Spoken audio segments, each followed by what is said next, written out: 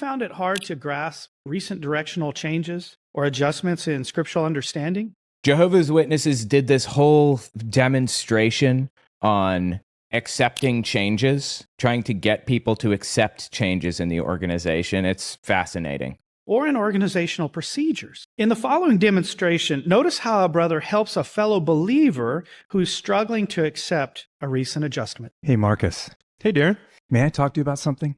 Sure. I've just been That's never a good sign when you hear him say that. thinking about some of these recent updates. Now, I know I don't have to understand all the reasons for the clarifications, but Well, there's nothing wrong with wanting to understand an adjustment. I mean, wanting to understand is one of the reasons we were attracted to the truth in the first place. But come on. Really? Wanting to understand is one of the reasons we're attracted to, quote unquote, the truth in the first place, please. that's right. And you've probably noticed, as I have, that whenever an organizational adjustment is made, the governing body is very careful to take their time and thoroughly explain the scriptural reasons for it. Well, I mean, that's arguable. They don't tend to explain their scriptural reasons. In fact, a lot of the time, Jehovah's Witnesses will straight up say, this is just how it is because that's how it is. And we had some kind of special insight from Jehovah. Yeah, I have noticed that.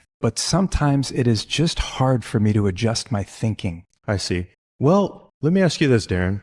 When you were studying the Bible years ago, did you always immediately understand and accept everything that you were learning? No, I mean, you remember, it took me a while to let go of some of my old beliefs. Okay, so what helped you back then? Well, I didn't give up trying to understand. I just kept studying. Exactly. Darren, you remind me of the Apostle Peter.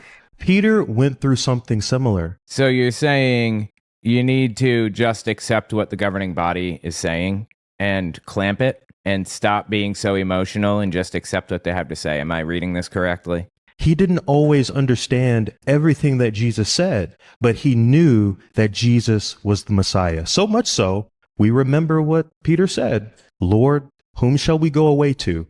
You have sayings of everlasting life. Darren, I think that's you. I don't know about that, but I definitely knew I had the truth back then. And that hasn't changed. So we have to be as patient today as we were when we were first learning the truth. I will. Thanks for... Sorry, dude. It's so painful how they keep saying the truth. And I know a ton of Jehovah's Witnesses, or ex-Jehovah's Witnesses, I guess, who, when they come out of the religion, they still to this day call it, quote unquote, the truth. It is insufferable. I cannot stand it, dude.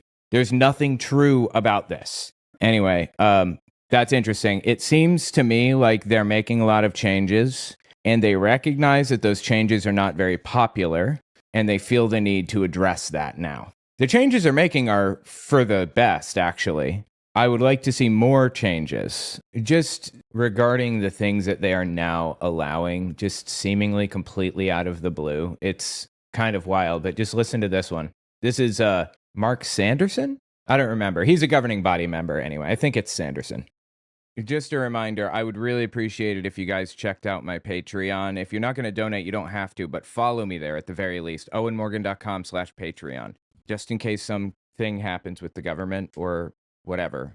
It would be really good if you had some way to connect with me and my content. I'm really concerned about that. And maybe you should consider that for other creators too. Before we conclude, the governing body has asked me to read the following announcement. Please. The governing body has decided that sisters may choose to wear slacks when participating in the ministry and when attending Christian meetings, assemblies, and conventions. If a sister chooses to wear slacks on such occasions, they should not be casual, but dignified, modest, and appropriate. So they allowed women to wear pants. That's actually a big deal. A really big deal. It's a huge change. And that's not the only big change that they made. This one was from, when did this come out? This is from 2024, early 2024. And then there's this one. How should we view a brother who chooses to grow a beard today? The governing body has asked me to read the following announcement. A number of branch offices around the world have written to us indicating that there continue to be questions about whether or not it is proper for a brother in an appointed position to wear a beard. After prayerful consideration, the governing body has concluded that there is a need to clarify this matter. The governing body does not have an issue with brothers wearing beards. This is a really big deal because this one was a point of serious contention in the past for a lot of Jehovah's Witnesses. They did not like the fact that they were not allowed to wear beards. And that's stupid. There's no reason for that. You know what the real reason is? And if you research enough on their website, you'll find this. In fact, it's on their World War II section of their page because that's when it happened, during World War II era in Germany. Charles Taze Russell, the founder, dies 1916, Halloween night, and he had a big bushy beard, famous beard that he wore. And after he died in 1916, Joseph Rutherford does a hostile takeover, fires a bunch of board members, restructures to give himself more power, and bans beards because he didn't want anybody to be reminded of his predecessor, Charles Taze Russell. That's why the beard ban existed all the way back. It was in 1922, I think, or somewhere in that vicinity, when the beard ban actually happened. Now, the reason that they give is because it was associated with dissident political movements in the 70s. It's just complete nonsense. There's not like one grain of truth to any of it, but they're allowing them now. And I think that's fascinating. By the way, guys, check out my new shop, owenmorgan.com/shop. I have a bunch of really cool designs on there.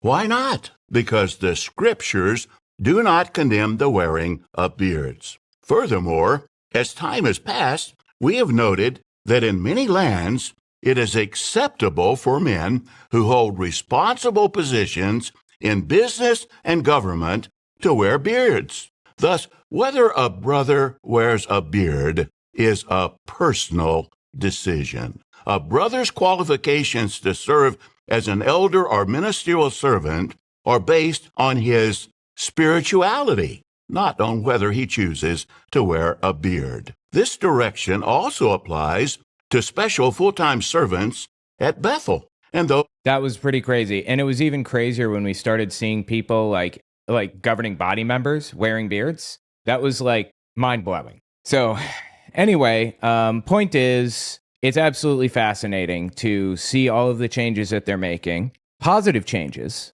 and people's reaction to it. Seriously, they had to make a video encouraging people to clamp it and accept the changes. They're not bad changes. Why would this even be a point of contention or argument? Tell me what you think in the comments.